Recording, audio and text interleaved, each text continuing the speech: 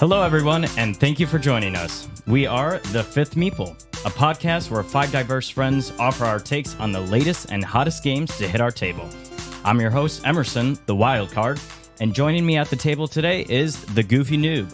Hey guys, it's Daniela. The Collector. Hey, this is David. Do I own that game yet? The Underdog. Hey, it's Emily. And the Intellectual Introvert. Hi, everyone. This is Chris. Today's episode is centered around tile placement, specifically polyomino tiles. The two games in our lineup today will be the Isle of Cats, where we lure cats onto our boat to save them from impending disaster, and Planet Unknown, where we compete for being ranked number one in terraforming planets.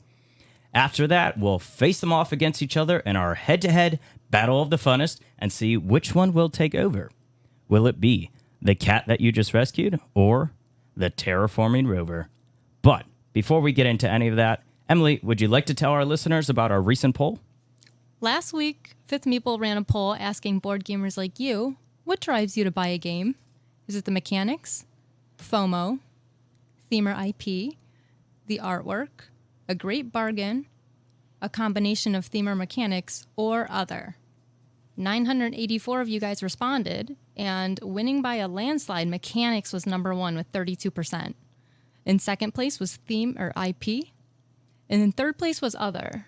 In the other category, we got answers like my car drives me to buy a new game. Someone said no impulse control. If a game has solo mode. After other, tying for fourth place was a combination of theme and mechanics and a great bargain. And then in last place with 3% was FOMO. So what do you guys think about that? The number one, almost a third of respondents said mechanics. And then in the last place was FOMO. I think a couple people might have been fibbing on the FOMO there. Yeah, for sure. And FOMO stands for fear of missing out, just Right. so in case anybody doesn't know. Yeah, fear of missing out used to get me, and I think I'm past that now. I don't know what it is that finally got me past that. Maybe too many games sitting on my shelf that I end up not playing. That finally made me kind of dawn on just, hey, let the game be out for a while, see what it is, and know that I want it before I get it. So you bought it like for the urgency of, I got to have this game, played it, and then you're like let down? Yeah, I don't really buy much, if at all, from Kickstarter anymore, but that was more a Kickstarter thing. You don't know if it's going to be available anymore, and I just kind of decided, well, if it's not available anymore, then maybe that tells me something. So, Yeah, I was going to say, I think if you're on board with Kickstarter, you probably get hooked. David, Chris, you guys probably got hooked on Kickstarter. And, with Kickstarter, you're getting newsletters, emails, you're seeing it on Facebook groups, and it's all the hoopla that you hear about, these games that are coming out. Yeah, I would say, for me, I don't know. I actually don't have too many Kickstarters. I just recently got into that. More my thing is when I'm out at the store, is a game out of print? Is it a good deal? That's kind of what I'm always striving for. A lot of times we'll go out to a place around us. It's called Half Price Books, and they have a lot of cool bargains a lot of times, and you can find stuff that you can't find anywhere else. So I kind of like going to those. I also like going to the local board game store. But, when I'm looking for something really hard to find, it's always kind of that treasure hunty feeling. Yeah, and you're getting those. There's that one store you go to that's like backdoor deals or something like that. Or there's like Facebook Marketplace. Yeah. No, that one place that you go to that's like if the game, I if the board can't games tell you fall about that on place. you, if the board games Yeah. fall on you, they're never finding you. Yeah, if you're ever in the Cleveland area, I take people on a tour of all these different board gaming stores, and one of them you have to bring a flashlight. It's a good time. I need to go there. now, Emily, you said that the number one was mechanisms. Mm-hmm. Yeah, I mean, for me, that's what it is now. Is I want a game that I'm gonna have fun playing, that offers me a good puzzle. That's what's gonna bring me in. Theme, not so much. Although I think I could be turned off by a theme. I'm not gonna go in just because of a theme. But I know there's others at the table here where the theme, or maybe even the box, is gonna be what pulls you in first. Yeah, I was going to say the artwork. I think for me it's just a big mashup, but it's kind of in a sequence of events, kind of. So the artwork draws me in, and then the theme, if it's space theme, and I'm like, nope, not even bothering. But if it's another theme, I might, like there's a game that people have been talking about. I think it's Nucleum, and it kind of looks pretty cool. It's got neon colors. But then I'm looking at the back of the box. I'm trying to see, okay, what mechanics are in this game. If it's, something that I don't enjoy, which I can't really right now think of something. Like deck building, that's not my go-to. So if I see it's a lot of deck building, I'm probably going to be like, eh. Yeah, I would say something recently, though, that has kind of changed my opinion on how I buy games, just because I game with this group and other certain groups that I game with, is more about player count. So I used to never ever think about player count. I would just go in there, look at mechanics, but now, I check the back of the box and I see, oh, if it doesn't play 5 players, I'm probably not buying it because, most of the games I buy now is for this group. But, that's kind of where I take at it nowadays. Yeah, I'm not buying games. I'm new generally to this whole gaming concept and understanding and learning. I would tend to agree with Emerson. Artwork and things like that draw me into just in being interested in the game. And then the mechanics, though, I will say, even talking about today's games in today's episode, we'll kind of unearth some of the love this, but something in here isn't working for me necessarily. So definitely staying for the mechanics of a game for sure. I was going to say, you're normally a pretty good sport about games, though. If you don't get it right away or you feel like it's not something that you're enjoying, you're still giving it a try and, you're still in good spirits. Yeah, I always try to give something at least a 2 game plays through. Even if I'm not having fun, I probably shut down a little bit, but at least, yeah, I definitely try. Yeah, for me, I could definitely be pulled into buying something for the artwork. I love looking at the box covers and see who illustrated stuff. But see, the problem with that is you don't always like the game. You just like looking at it. So it's a good decor piece on your shelf. But otherwise, I would have to be in the other category with those of you that said I played somebody else's game and I really liked it, and that drove me to buy it. Because I've done that a couple times just from this game group. Yeah, and going back to the artwork, I think you said that you like the artwork. So like Zularetto, you liked the artwork, you liked looking at the animals, but you really just didn't like the game. Yeah. That makes sense. All right, guys. So, hey, everyone, it's Daniela here. Before we get started, we'd like to ask that you take a second to hit the subscribe button so you never miss a show. As we look to grow this channel and community, we'd really enjoy the opportunity to engage with you, the listener. Please leave any feedback you feel would be helpful to us and share this episode to help grow our channel. Lastly, we'd love for you to follow us on Facebook and Instagram, both at Fifth Meeple, where you can vote in our weekly poll and see what we're currently playing. You can also visit our website at fifthmeeple.com or email us directly at thefifthmeeple@gmail.com. And as always, thank you for your support. We hope you enjoy this episode of The Fifth Meeple.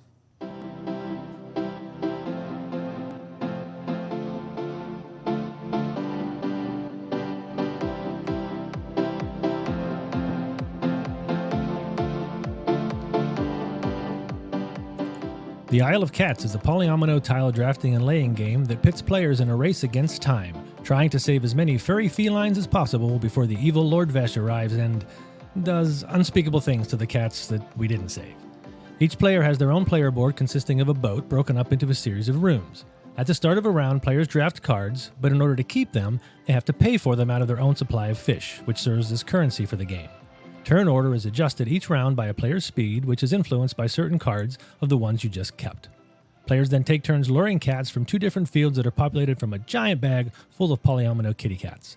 You can only do this if you have enough fish left to lure them into your baskets, which also mostly come from the cards that you bought earlier in the game.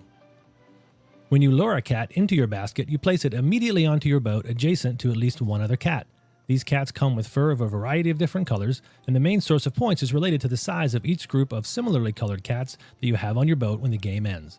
There are also mice on your boat that will cost you points if the cats don't cover them, as well as treasure tile bonuses if certain cats are placed in special locations. There are also bonus cards, called lessons, some of which apply to all players, and others that only score points for the player who bought the card. The remaining cards give the owner a variety of different capabilities, including drafting special tiles, earning extra fish, and playing out of turn. After 5 rounds, Lord Vesh arrives, and we all hop on our boats and flee the island before the catastrophe occurs.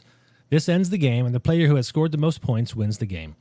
The Isle of Cats was designed by Frank West and was released by the City of Games in 2019. We played the Kickstarter version along with the Late Arrivals expansion, which allows for up to 6 players. Thank you, Chris. So before we get into the discussion of this game, I got to ask everyone at the table, because we're talking about cats. Are you a cat person or a dog person? Dog all the way. They interact with you. Uh-oh. Yeah, I think it's sides of the table versus Yeah. here. Yeah. I would say cats for sure. I have 6 of them, so it's an easy argument for me. I have 2 cats as well, and I can get them to do things too. Yeah, I have 2 dogs. I'm not against cats, but my dogs are happy to see me. So I kind of like the fact that, hey, I'm home, and it's like I'm the most important thing in the world to both of my dogs until my wife comes home. They just want treats. That too. It's true. Yeah, But Emerson didn't break the tie yet. I was gonna say I'm dogs all the way. I grew up with dogs, but I did grow up with cats, so I'm not against cats. I hate hair. So like cats are just too hairy. Dogs, you can get, what are they, like hypoallergenic? Yeah. So they're not shedding as much. We have a wiener dog and he sheds, but I just know not to wear a white shirt around him and it's okay. Yeah, he's a smooth coat, but he'll leave little black looking eyelashes all over I was you. going to say eyelashes everywhere. All right. So the Isle of Cats, what are our thoughts in terms of like what jumped out at you? What did you like about this game? One thing I really liked about this game, and I thought it was kind of unique, was a lot of games with cards, you'll start the game with a goal, with an end goal. And then even if you have a couple of them, you have to choose which one very early on in the game. But in Isle of Cats, they have lesson cards, and these play as end goals for you, and you can pick them up all throughout the whole game. So if like halfway through the game, you're like, man, I'm just not really fulfilling this goal. And then another one will come along and like, oh my gosh, I already have almost the entire outside border of my boat filled, and this lesson card, this end goal just came in. That's perfect for me. You could just surprise yourself with another 10, 15 points right there. Or if you're like me and can't read the card correctly, you keep throwing your lessons away because you're never completing your lessons because you don't read the word every or only or terrible. You do got to be careful because some lessons are private to you and only you will get the points if you fulfill it. But other ones are public lessons. So you buy it and then you're like, crap, this is a public lesson. Then you got to put it out for everyone. Everyone's going to benefit from that. But then you mentioned how you'll have a lesson card and you realize, I'm not going to fulfill it. But what's cool about this game is you can still use that to your benefit, right? So there's a couple of cards where they're the anytime cards, and you can sell some lesson cards to get income, the fish, or you might be able to sell some lessons to get a permanent basket. And then you also might get a lesson that says have X amount of lessons in front of you, so you don't even have to complete that lesson that you aren't going to fulfill, but that's going to help fulfill another lesson that you could get in your hand. So that's pretty cool. Yeah, I had a love-hate relationship with the lesson cards. Can't really decide, do I like them or not? I mean, I think that you need them in there, but I think we had some conversation, well, it all depends, do you even have any come to you because you're drafting and passing cards, and so there is a possibility you can get tons of lesson cards and a possibility you get none. And again, it's when it might come to you, when it might not. I took the approach for public lessons that unless I could see someone could really have advantage from specifying the color or something, I just let somebody else buy it and didn't worry about it. And the personal lessons or the private lessons, sometimes I honestly hate drafted. If I saw someone could really benefit from that, I'm keeping it just so someone else can't get it.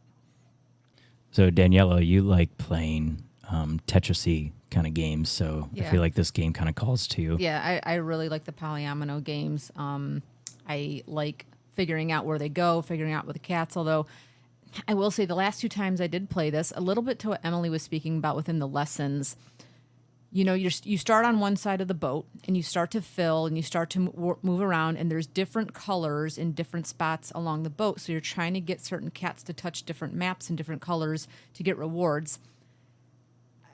There was a little bit, I think a little disconnect, which I won't even get into it that much, but the figuring out the polyominoes for this game weren't necessarily landing for me 100%. I don't know if that makes sense, but sure, you're just placing your cats on, but to me, there was no rhyme or reason per se versus other games that I think we play that was really direct of what am I picking up and placing at that time. Sure, there was a little bit, okay, I want the colors to touch, or I need maybe 5 blue cats, or I need, a certain number of this because of my lesson.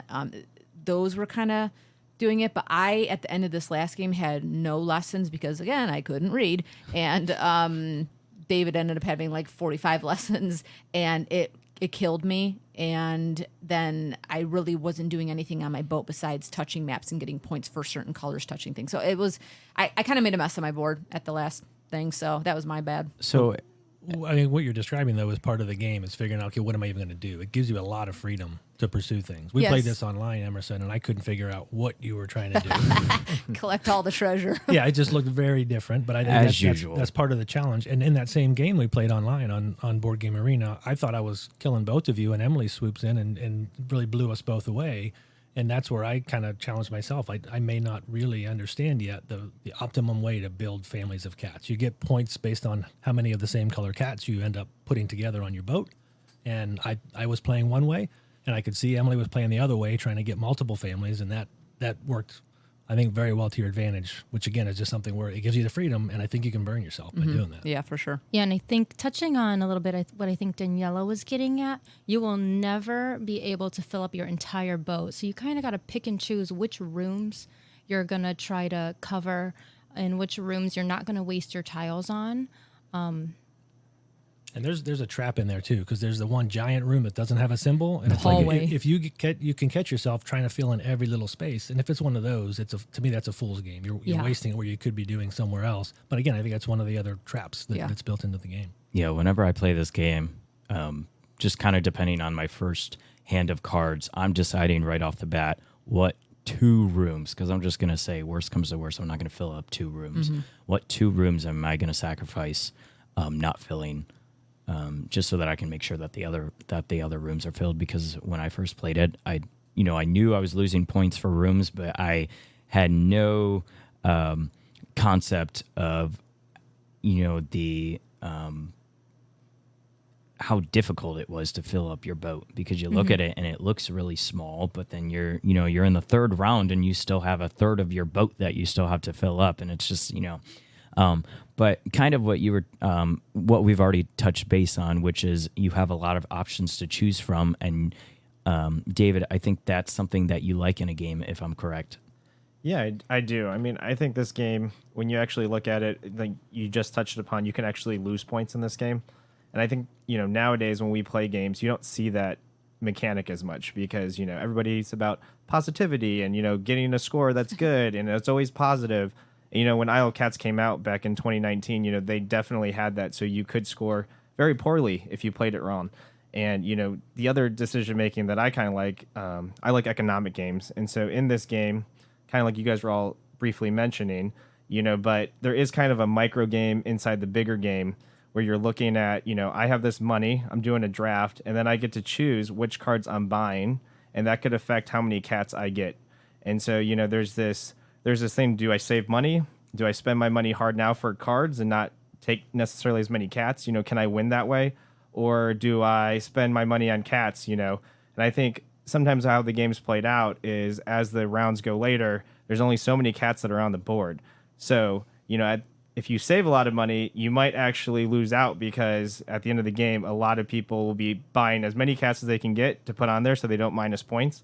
And so there's this crazy microcosm where you could have a huge monster round if you do the right things, or you could pull back and try to win in a different way by using the economics there. So to me, I kind of look for a game within the game, and so I feel like that's a little bit of what I kind of like in this one. And that's wonderfully frustrating when you have all this, you have the baskets and the fish, and then there's no cats there. Or maybe there's 1 or 2 cats and they both stink for what you want to get. And it's like, I set myself up and I can't do it, which is, I think, a mark of a good game. It shouldn't just be, everything is always perfect just for you, Or you have a lot of baskets and you have no money that round. Yep. Yeah, my last round, I was not counting where Lord Vesh was on the track mark thing, and did not do myself a service there. But you ended up with, Emerson, 45 boots, or something like that. Yeah, I think for whatever reason, every single time I play this game, that lesson comes up. It's 7 points if you're first in turn order in the last round, and it's only a buck or a fish for just 4 boots. To me, I guess during the game, and it's just the way that I play this game, I don't care about turn order. And I think that's really because I never build on families. So if you're not looking to build on families, or maybe you're not looking for a specific color, I kind of just fly by the seat of my pants with this game, just because there are so many different options. And, if something doesn't go your way for one round, that's okay. You can kind of recover in the next round with some other strategy, which I do like about that game. But yeah, so whenever I play this game, I just, collected boots. Yeah, and that's another thing I like about this game, though. The cards, for the most part, if you're teaching new people this game, when they're reading cards, because a lot of games have cards nowadays, and when you're reading the cards, they actually make sense. Like, you don't really have to explain too much to somebody, where in other games that I play, they're reading the card and they have no clue what half the verbiage is on that card. And so, another reason why I kind of like this game is because, the cards say what they mean for the most part, and they're very clear in that language, and it's very simple language, and that helps with the teach. Absolutely, because I feel like going with that, the verbiage, you said that perfectly, like the verbiage, no pun intended, the verbiage is really, it's very streamlined, it's very basic, it's very simple. You may have a couple questions here and there, but also the cards, there's no symbology that you have to interpret to understand what the cards are saying. So yeah, absolutely. I think the worst part about the cards is the drafting process. So there is just so many cards at one time you got to keep track of. So when we're drafting cards, we're keeping to and passing the hand, right? But then you've also got to keep track of the cards you've already bought in previous rounds. And I know when I'm drafting, I like to reference those to see what else I have to buy. Like, oh, how many baskets do I have? Or what do I want to get this round? But then you also have the ones that you are drafting this round that you're planning on buying. So you've got like these 3 categories of cards that I was like having trouble keeping track of. Like sometimes I would end up rebuying a card I had drafted a previous round because I had picked it up to reference it, and then I put it back in the pile of the cards I wanted to buy this round.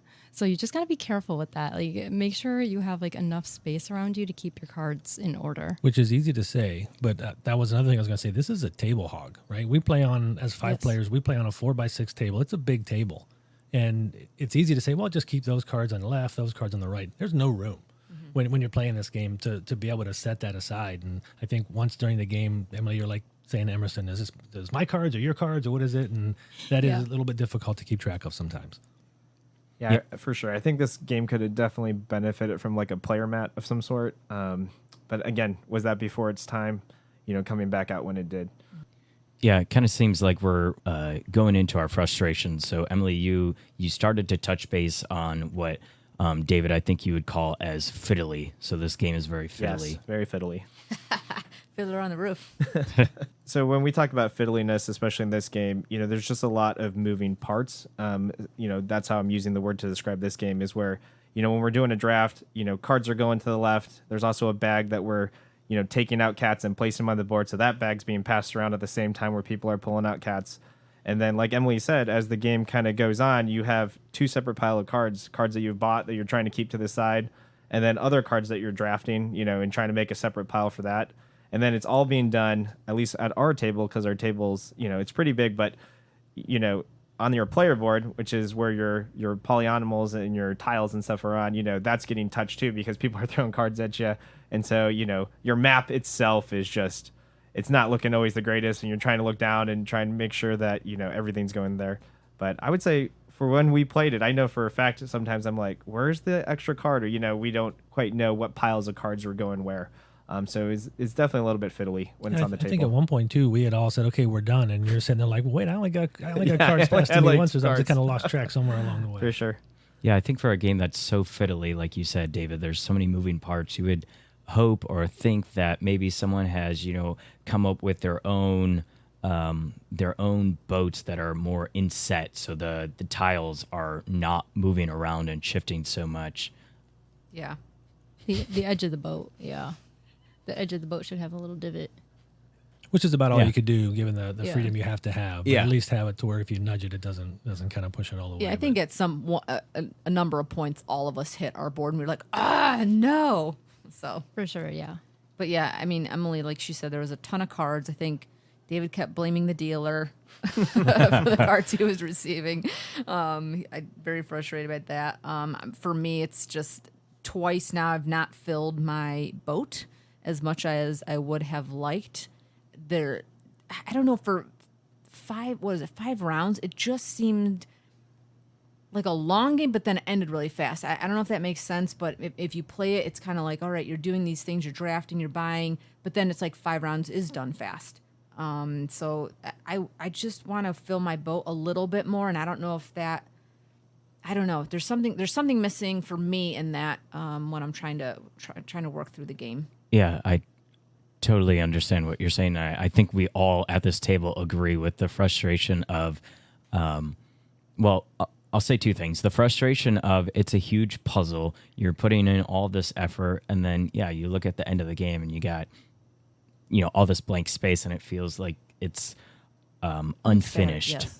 And then the other thing that you're talking about, Daniela, is that the game seems like it takes a long time, but it ends so quickly. It is all those components that you're doing in every round, but it's also the filling up your boat. You feel like you don't have enough time because that's really only a fraction of the game is laying down tiles. Yeah, true. And I'm okay with that. I think, it's like right around the fourth round, you're like, okay, I'm not going to be able to do everything that I had in my mind I was going to be do. It's that your eyes are bigger than your stomach thing that my mom used to say. And so I got to decide at that point, okay, which path am I taking? Where am I going to bite it? And where am I going to go after it? And to me, that's part of the game, that if you always could do what you wanted to do, to me, that takes away a little bit from the challenge of the game. But it does feel kind of unsatisfying that I got so much in my boat I didn't fill. Yeah, and I think part of the time where it feels a little wasted is due to maybe that of the 5-player game. I don't know how it played with you guys for 3, if the hang time was a little different. I felt like hang time for 5 players was like I was waiting and waiting for my turn to keep coming around, right? And you're looking at your cats to try and buy, which is fine when they get bought out from under you, as it happened to you every single round, Chris, that your cats you wanted got Every bought single out. game when I sit next to Emerson, I think. Yeah, he's always stealing your cats. Great minds think alike. Yeah. But there's something there that I think I don't know. I got a little, I don't want to say bored, but a little anxious maybe of like, okay, I want to do my next turn. I'm ready. And then at some point it was like, okay, we were only on Emerson. I got to wait for you, Chris. Like it was just like a little bit of some gap time in there. And I think part of the reason is that, if you don't have a lot of baskets that round, you're just kind of sitting there waiting for people to buy cats. And the problem with this game, and this is one of my frustrations with this game, is that, when somebody picks up that tile piece that they think they want to buy, then they're going to have to place it before anybody else can go. So they got to figure out if that's the one. And sometimes, they're trying to fit it on their board and they're like, this doesn't work. So they put it back. Then they go for another one, and they keep having to do this before the next person can actually go, because you have to place the tile before the next person can actually go. So, to me, I maybe I was just frustrated because I only had like one basket the whole game. So, I was just like, let's get through this round. But yeah, I think some of that is just part of this game, where other polyomino games, how they lay tiles is a little bit different, and maybe we'll talk about that in the next game.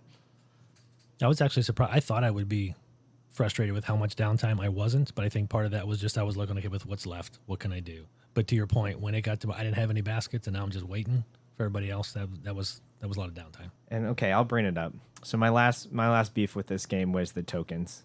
The 3 fish token that's supposed to be 5 fishes, like in the money, just always threw me off, because you're looking at the token, you're adding up in your head, and there's only 3 fish, and yet it represents 5. Like, you could have just made 5 fish on the token. It's a big beef of mine. I think it's a common beef if you look online. It's like, why? Yeah, why? I think makes no sense. I think on the 3 fish token, there's 2 fish that are dark shadows. So like 3 on top and 2 on the bottom. So it looks like 5. It all makes sense now. I am not making an excuse for it. I'm just saying that could be the idea or the thought behind the designer. So. Yeah, I don't think I saw that. And also, just the board's hard to read. If you're looking for all the little symbols, and kind of like you guys were talking about that big hallway room and all the different kind of rooms there are, you really have to look. It's really kind of fine print. Everything's kind of brown on top of like a gray, with the little tiny symbols. So sometimes it was hard for me to see where the rooms ended, especially as you start putting tiles and stuff on them. It gets kind of, I think it could have been done a little bit more clearly, maybe. Yeah, and what you just brought up is perfect to lead into when you play online. I feel like the game plays different enough to kind of bring this up compared to when you play in person. So, David, you're talking about you can't see the symbology on your boat after you've laid down the tiles. You got to lift up your tiles. When you play online, you can just, with the click of a button, it gets rid of your tiles and you can see all the symbols, which is nice. But my biggest complaint when I play this game online is, for whatever reason, at least on BGA, Board Game Arena, I grab a tile and it fits perfectly in a spot in a specific orientation, and I click in that spot.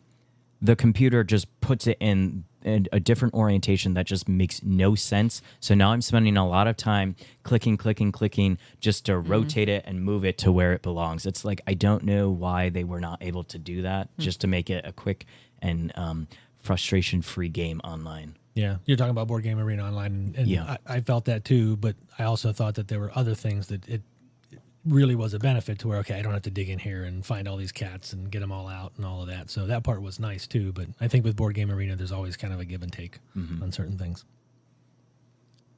Absolutely. So for those of you that just heard this discussion of the game and this piqued your interest and you're interested in trying to buy this game, David, would you mind telling them, how much they can get this game for? Yeah, so right now this game is going on Amazon for about $34.99 for the base game. If you buy the Late Arrivals, the expansion that we had with the game, it's going to edge up to $26.88. So you're looking at about $62 for the game. You can get the Kickstarter version if you can get your hands on it still. It includes some of the expansions in there, so you can play it at 5 or 6 players. And I saw it online. You could buy it for about $58. But that's kind of the price of this game right now for about a 4-year-old game. That's crazy to think about. And there is a lot in there. I feel like at least the version I have, and maybe that's I have the Kickstarter version, so maybe it looks better, and I would pay a lot more for it. But there's a lot in the game. I mean, the number of cards in that game is crazy, and the boards I think are quite nice. I was going to say, I think the components, how they were made for that price is excellent. And I think, Emily, you kind of mentioned that when we were playing, we didn't realize how much the game cost when we were first playing it. And The pieces are beautiful. The cards are really colorful. The little 3D fish tokens, even though we don't like the 3 fish rather than the 5 fish, but everything feels really nice. Yeah, I agree. The artwork and being a cat person, I really liked opening the box, seeing what was going on. There's a lot of flavor text and other things going on. I just think it's really well thought out too for what it looks like, for sure. Especially because the top of the box has the little cat perch. So yeah, a lot of thought went into this. Yeah. yeah. And if you're not paying attention, you will say, I love cats, even if you're a dog person when you're talking about this. So that's what. Are there a lot of copies out there, though, David? I mean, if you get this, are you just going to kind of keep it or sell it at a loss? Or Yeah, so as like somebody who collects board games, if you're looking at like it as an investment, I would say this is not an investable game. Most games probably aren't, but specifically this one, there's a lot of copies out there. You can kind of go find it. I mean, if it's easy to find on Amazon, it's pretty basic. But I will say, if you're looking for a used copy, try Facebook Marketplace in your local area. You should be able to pick up a copy or negotiate with somebody for about $25. I would say it's a good price. If they have the expansion stuff, maybe you're offering them $40 or $50, but I don't know if I'd go higher than that if it's a used copy. If you do like Isle of Cats, this is actually a universe that they want to go and they keep playing into. So there is a couple different things that just came out for it. So if you do like this game or you're interested in the Isle of Cats, the universe, their newest game they just launched about a month ago. It's called Race to the Raft. It's a co-op path building tile placement puzzle game, and it's built for 1 to 4 players. It uses the same artwork and the same artist, I think, that worked on the first game. So if you are interested in this, but as more of a co-op than necessarily something that you're playing against people, that might be something to check out. Interesting. I think I would like that. Frank, my guy, send us something. All right, guys. So now we're going to go around the table. We're going to decide, are we giving the Isle of Cats a thumbs up or a thumbs down? Go ahead. Let our listeners know if you're giving it a thumbs up, you feel like it plays well at 5 players. If you feel like it doesn't play well at 5 players, we'll give it a thumbs down. Chris, I'll start with you. Yeah, I actually came into this game. I played it a lot after I got it on Kickstarter, but I was playing a lot kind of multi-handed by myself or as 2-player games, and I hadn't played it at 5 players until we got here. I was a little worried about downtime in between turns. I actually, even though what we talked about that, I didn't feel that, and I had a lot of fun playing it. I actually enjoyed it more than I thought I would. I would give it a thumbs up. I liked it. Daniela, what do you think? I think the game was a little stuffed with 5 players. I would really like to play this at 3, so I'm going to give it a thumbs down. Doesn't mean I didn't like it, but it was a little too much at 5. David, I know you were talking about the downtime. What are you going to say? Yeah, I think Chris just gave it a thumbs up because he won that game. But anyways, for me, it's about downtime. I played this at different player counts. To me, I think the best player count, me personally, is 4 players. So for that reason, I just think it's a little bit too much downtime. I could play other games that play at 5 players that play a little bit faster. I don't really feel the time. So to me, I'm going to have to unfortunately give it a thumbs down, even though I do love the cats. Emily, what are you thinking? I've played this game at 2, 3, and 5, and I have to say my favorite was at 5, and I'll tell you why. I felt like I saw a lot more different cards at a higher player count. And when it's 2 or 3 players, you're just passing the same deck back and forth, so you kind of know what's coming to you.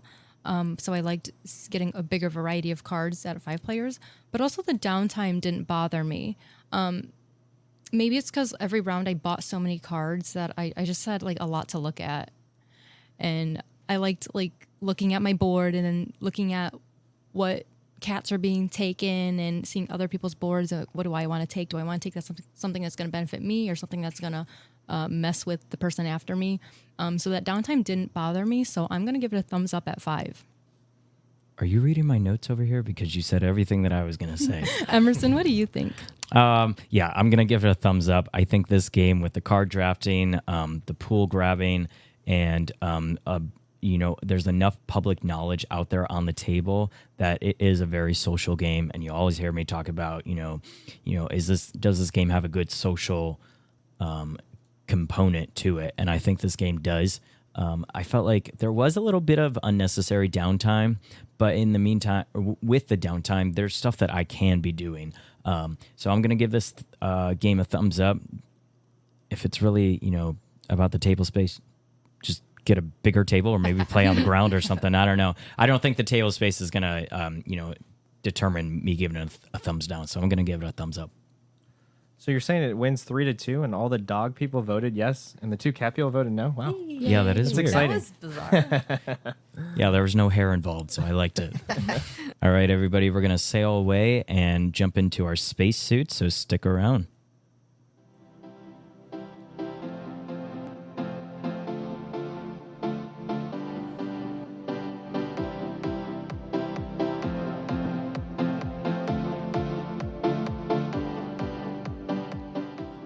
Planet Unknown is a polyomino tile drafting and laying game that has players competing against each other to develop planets for potential colonization. The tiles are housed in the space station, a rotating Lazy Susan that includes 12 different stacks of tiles in 6 sections.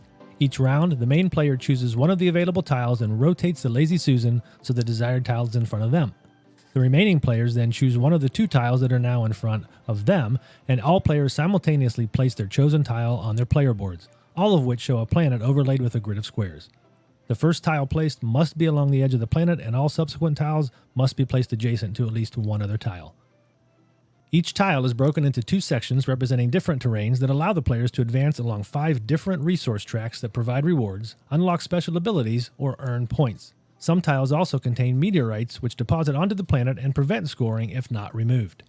The game ends when any player is unable to place either of the tiles in front of them onto their planet, or when one section of the Lazy Susan is completely empty.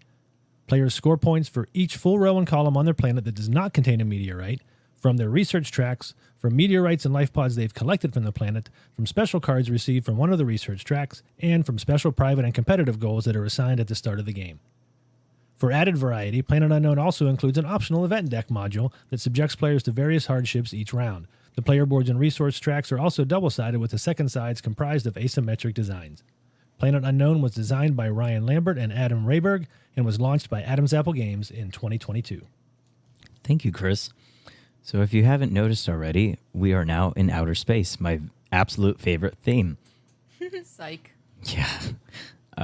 But no, really, I think everybody at this table except for me loves space theme. So that is perfect to start talking about our favorite parts about this game. But you like aliens. It makes no sense.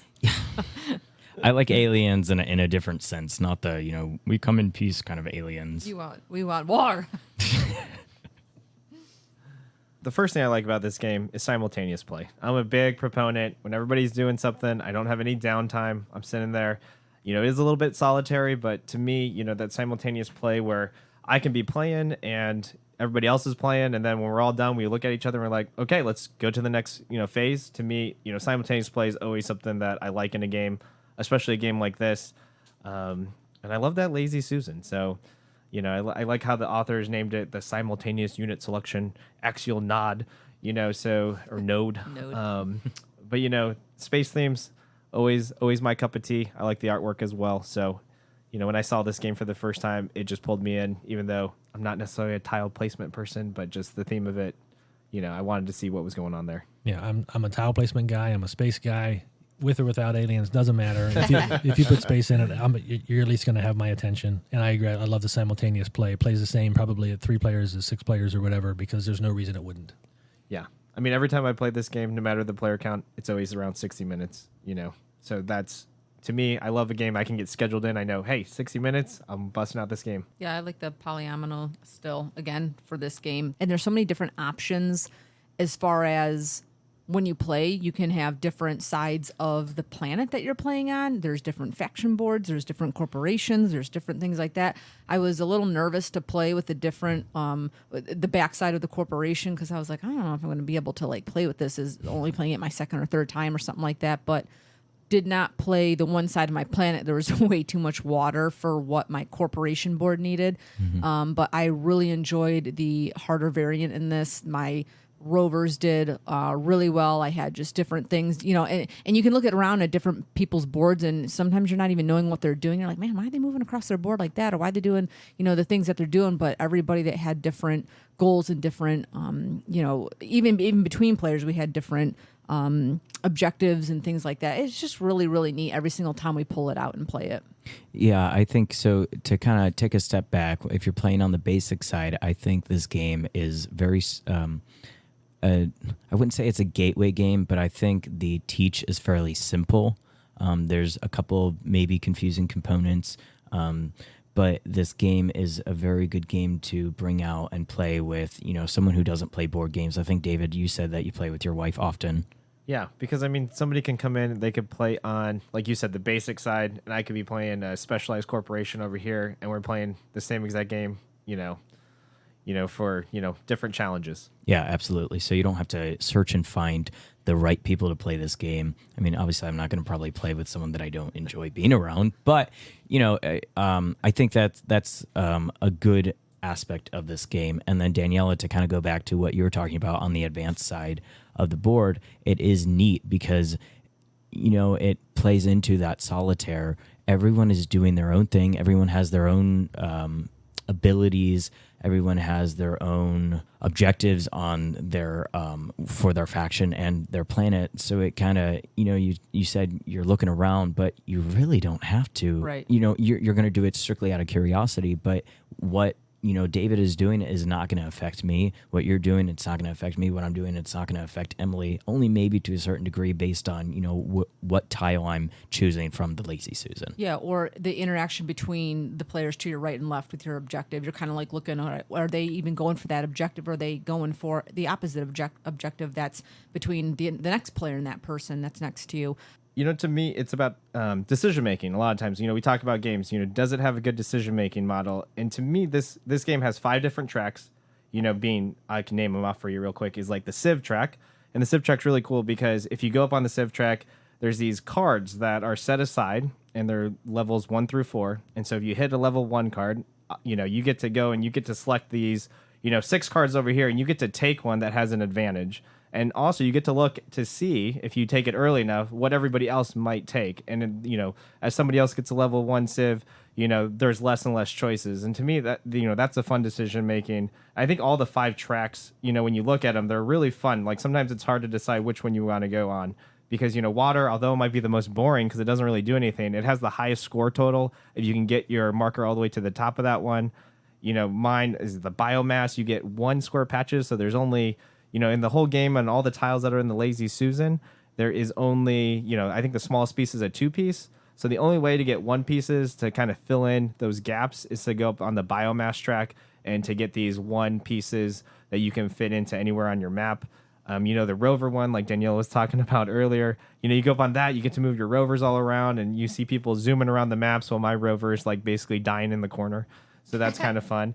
And then, your tech track, which, I personally like the tech track because everybody's faction or their company, I would say their corporation, has different tech levels. And so, as you gain that, you get more powers, you get, special abilities, and it feels like you become more powerful in the game if you decide to go up that. So trying to balance, where you want to go on these tracks is, there's always a decision to be made, but, I will say that I like going up on every one of them, but, sometimes, it's just fun to kind of mess with that, especially if your corporation does really cool things. You're like, oh, I'm just going to keep going at the tech track as fast as I can because, all these powers that it unlocks are just really cool. So, yeah, I'd love the asymmetric powers. I remember looking over to Emerson. I was like, what?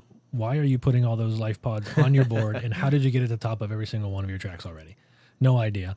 And mine, I played Oasis Unlimited was the name of the corporation that I played. And on that one, the water track just crosses over all the other tracks going up and down. And that was a really neat little puzzle. If you could line things up right, you get a really good bonus. And it just put that extra little something into the game, which I really appreciated. One question I had for you, David, since you played against, I think you said your wife, and you could play on different sides.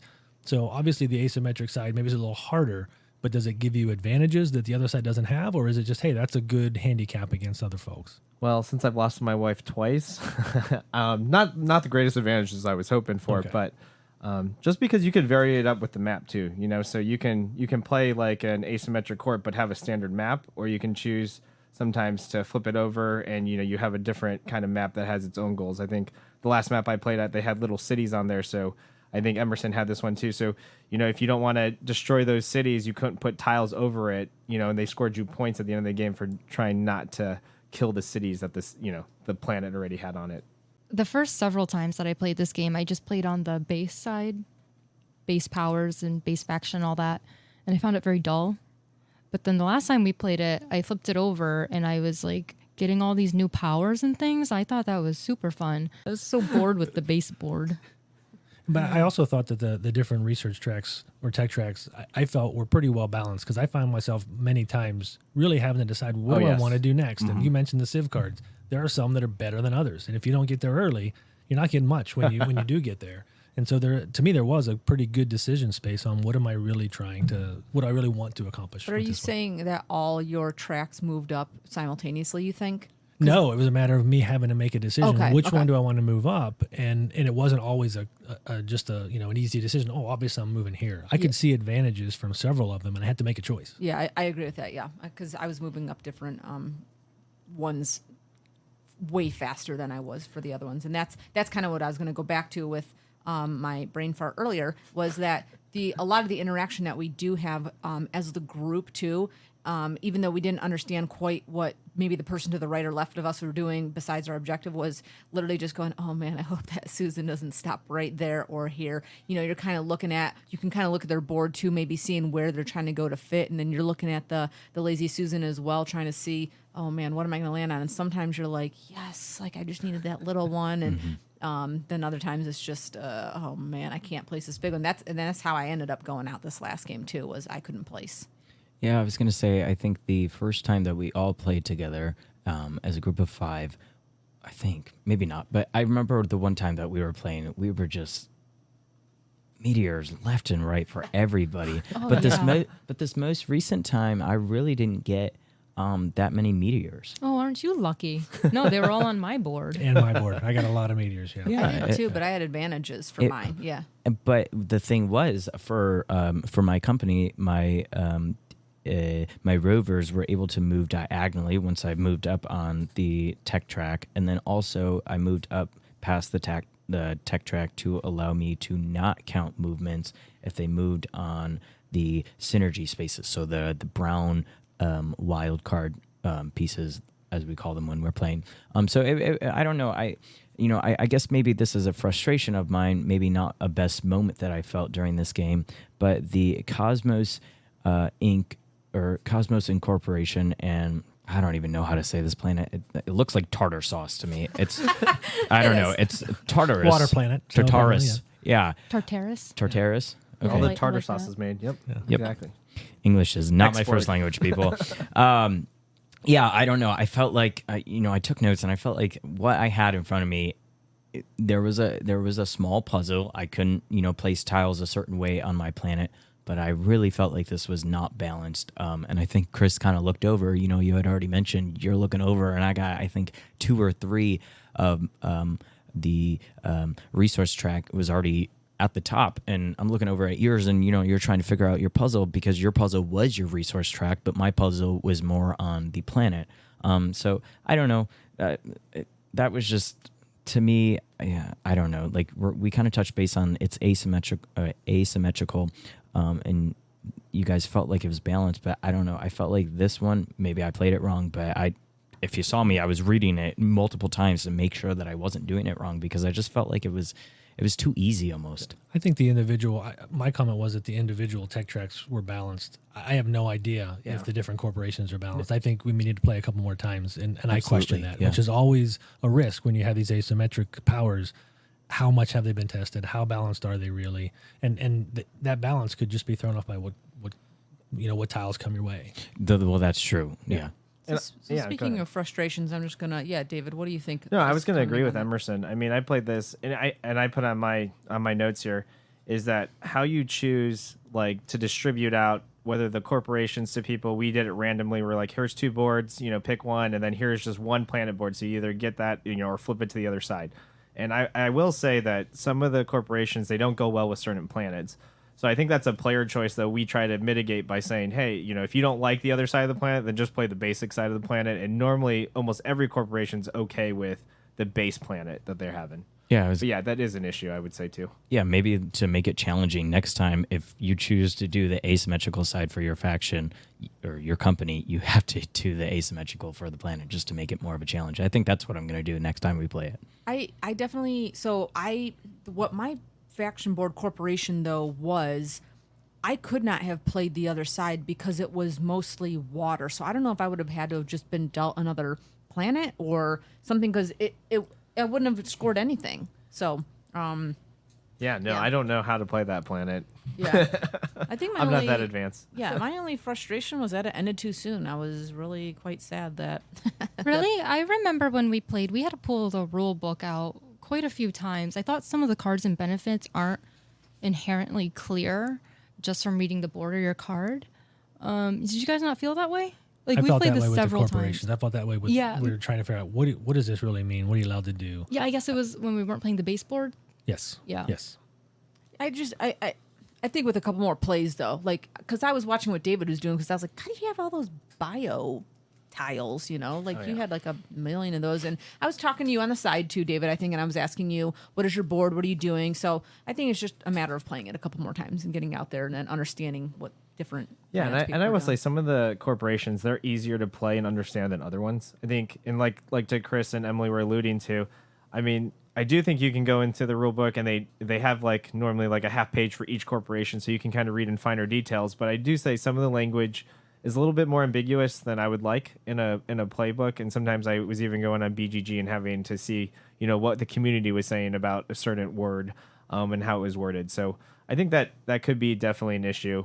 As owning this game, though, another one of my big frustrations that doesn't actually have to do anything with the table play, but the game doesn't come with a lid. I will say they're addressing it in the next Kickstarter, and we'll kind of talk about that. But that was a mess. Not having a lid for the Lazy Susan, yeah. So if you stack this any other way, like vertically, or you have to just lay it flat. If you stack it any other way on your board gaming shelves, all the pieces will fall out, and it takes just longer to get to the table. So that is a big frustration of mine. Yeah, it brings me back to my pizza delivering days. Did anybody, like when you were choosing your tile, did you take into account what other people might need and what was going to be in front of them? I felt like that was just too much, and I was always looking for just my own. No. There's this feel that, you can control it, but I sure as heck couldn't do that. Maybe at the very, very end when you're like, oh, this person is going to fill up that role if they have like a 2-piecer, so you don't want that facing them, maybe? That, or maybe the objective. I think closer towards the end of the game, at least for all the times that we've played, I always forget about the objectives until either towards the end of the game or when we're scoring the points. And I will say this scoring of this game is normally pretty tight as far as like I think the objectives, you have one on each side of you. So if you're playing this game, I have one against Daniela and I sit across from Emily, so I have one against Emily. And the winner, whoever wins that, gets 5 points. And so there's a possible 10 points. And a lot of our games always came down to, did you win one or did you win both? Or if you won none, a lot of times you weren't winning the game, no matter kind of even how well you did on your own. You almost had to at least go towards one of those objectives to actually win. So I do like that the game is tight in that manner. But yeah, you easily forget about it if it's your first time. You're just kind of doing your own thing. We played with the event cards. I know you guys played a couple of times. I only got to try them once. I like those. Yes. Sometimes they're a little frustrating, but I think that's the point. But also sometimes it seemed like that the ones that hurt you also gave you an opportunity to take advantage of that, because you move up and down those research tracks. You can move down and regain a benefit when you move back up. And if you choose the right one, if given the choice, you can really benefit from what's supposed to hurt you. Yeah, I would say that's true. Yeah, so for those of you who don't know, we play with the event deck that is in there. And in the event deck, there are 3 different tiers of cards. Like, I think it's like red, yellow, green. And so some of them are good, like the green ones. Some of them are red. So it's supposed to simulate, like, if you were actually colonizing a planet in space, sometimes good things are going to happen. Most of the time, bad things are going to happen, though. So it is space, after all. But so you don't have to play with the event deck? No, but I would recommend it. Yeah, I don't know I if I'd guess- ever play again without it. Yeah, interesting. The first time we played, we did not use the event deck. Correct. Was I there? Yeah. Yeah. I think so. It's a little bit more vanilla. That's how fun it was. Ah. Yeah.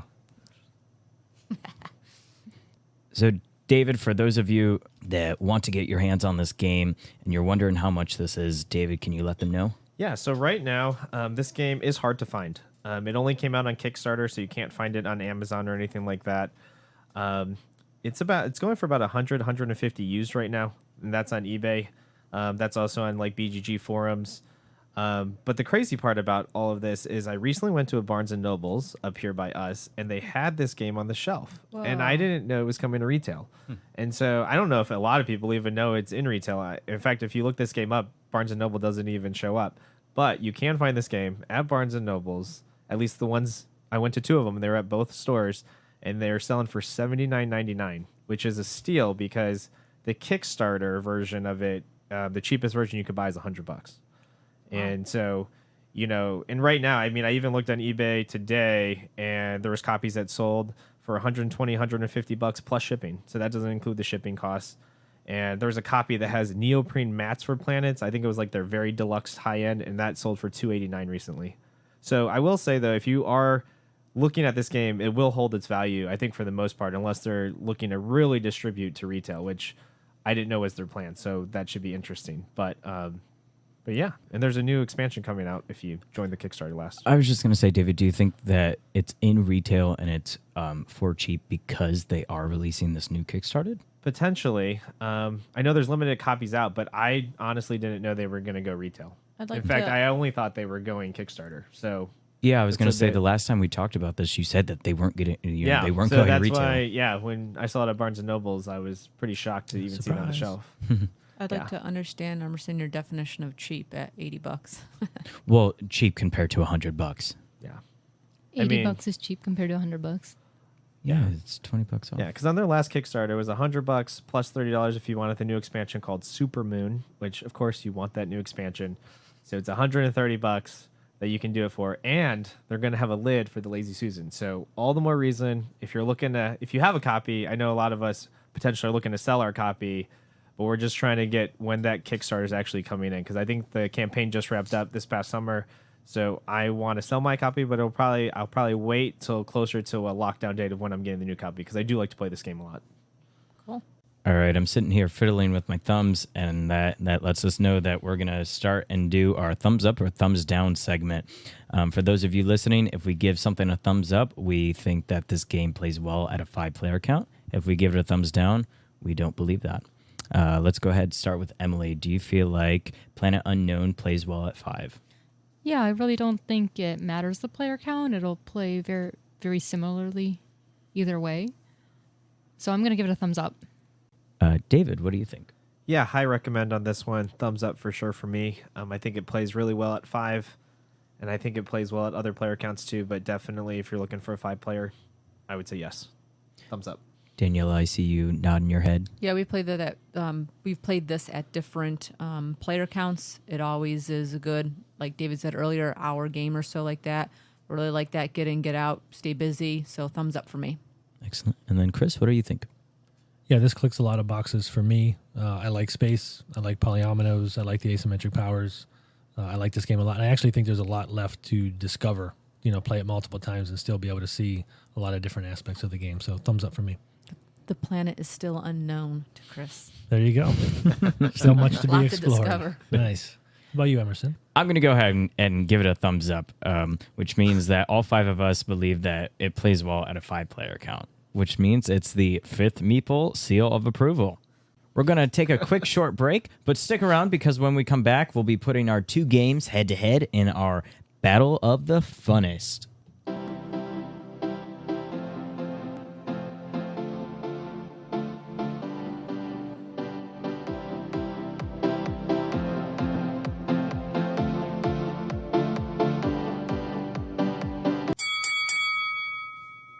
Alrighty, everyone. The moment of truth has arrived. It's time to separate the men from the boys, or more appropriately, the game from the toys. We're going to put these 2 games head-to-head for the ultimate face-off. In one corner, standing at a 7.7 overall rating with a weight of 2.35 on BGG, are your friendly purring felines, the Isle of Cats. And in the other corner, standing tall with an 8.0 rating and weighing in at 2.2 on BGG, is your terraforming rover, Planet Unknown. Let's find out which one is the last game standing in this Battle of the Funnest showdown. Okay, guys, you walk into a room and you see 2 groups of people playing 2 different games. You want to play them both, but you only have time for one more. Which table are you walking towards and why? Let's start with Chris. Yeah, I think I gave both of these thumbs up today. I like them both, but I think if I'm going to only be able to play one, I'm going to Planet Unknown. I talked about all the boxes that it checks for me, and that I've got a lot more to explore. So I'm going to welcome any opportunity I get to play this game right now. So for me, it's Planet Unknown. All right, I'm going to say Planet Unknown as well. I am a little confused on the BGG rating on these. They're only 0.3 difference, and I think Planet Unknown has way more to offer in this. So every time I think I'm going to sit down and play that. Even though I don't dislike Isle of Cats, I just want to go play Planet Unknown more in a group. Yeah, to me, this was a hard one. It's 2 of my favorite subjects, cats and space. Oh, this was tough. I'm designing a Cats in Space game right now. Okay, good. Cats in Space game? absolutely. Perfect. So, to me, it just came down to, what do I actually want to play in a time frame? And to me, it's a toss-up, but I'm going to have to go with Planet Unknown. I do like the simultaneous play. Like Chris said, I think there's a lot left to explore. I don't mind Isle of Cats at all. I would play that on a normal day if there's 4 people or less. But, to me, I think for this episode, Planet Unknown takes it. I'm going straight over there to Isle of Cats. For me, I thought that one had more to offer. I guess just looking back at the games I really like, I like having cards in my hand that I can play whenever I want. That was really fun for me. I am going with Isle of Cats. All right. Well, that's going to make you the odd cat out in this group because I'm going to go ahead and go with Planet Unknown. I don't know. I feel like Isle of Cats, I've played it multiple times. I've tried different things, but at the end of the day, I still have the same feeling of unfinished business, kind of. It's just the feeling that I have every single time I play this game is the same, and I don't like that in a game. But with Planet Unknown, you have enough different options to choose from, and because of that, I'm gonna go with Planet Unknown. And there you have it, folks. Planet Unknown wins our very first Battle of the Funnest. And that is going to bring this episode to an end, folks. If you like what you just heard and want to hear more, do me a favor, and if you haven't already, hit that like button and stay tuned for our next episode. Your views and your support make this podcast possible, so please continue to share and tell your friends and family. Thank you for listening, and as always, keep gaming. Goodbye, everyone.